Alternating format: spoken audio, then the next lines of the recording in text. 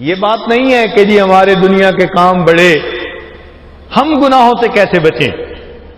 ایسے بندے دنیا میں گزرے ہیں کہ جو مال و دولت کے بھی بڑے خزانے والے تھے، مگر اللہ کے ہاں بھی بڑے درجے والے تھے۔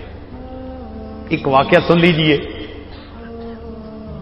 خواجہ قطب الدین بختیار کاکی رحمت اللہ علیہ فوت ہوئے تو آپ کا جنازہ ایک بڑے میدان میں لایا گیا، جہاں تک نظر جاتی تھی لوگ تھے۔ جنازہ رکھا گیا تو ایک بندے نے کہا کہ حضرت نے وصیت فرمائی تھی، میں وہ وصیت پڑھ کے سناتا ہوں۔ وصیت کیا تھی؟ حضرت نے وصیت فرمائی تھی کہ میرا جنازہ وہ شخص پڑھائے، نمبر 1، زندگی میں تکبیر اولا کبھی قضا نہ ہوئی ہو،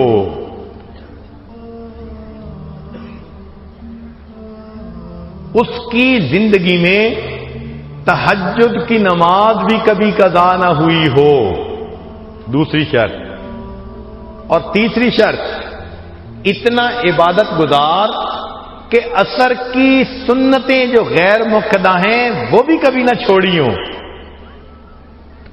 اور چوتھی شرط کہ اس نے کبھی غیر محرم کو بری نظر سے نہ دیکھا ہو۔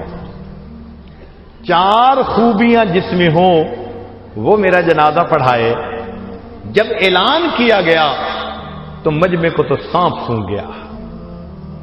کون تھا جو آگے بڑھتا اور کہتا کہ میرے اندر یہ 4 خوبیاں ہیں؟ لوگ پریشان تھے، حضرت کا جنازہ کون پڑھائے گا؟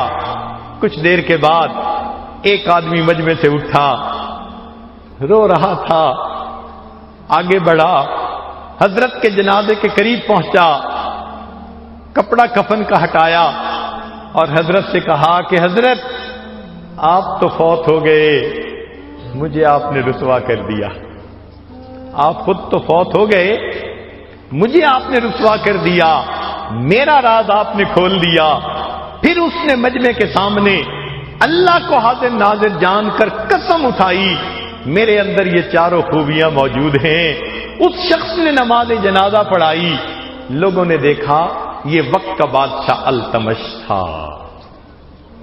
اگر وقت کا بادشاہ اتنا متقی ہو سکتا ہے کہ اس کی تہجد قضا نہ ہوئی، تکبیر اولا قضا نہ ہوئی، عصر کی سنتیں قضا نہ ہوئی، غیر محرم عورت پر کبھی زندگی میں بری نظر نہ پڑی، تو پھر ہم کیا قیامت کے دن بہانے کریں گے کہ اللہ ہم شریعت کی اتباع کیوں نہ کر سکے؟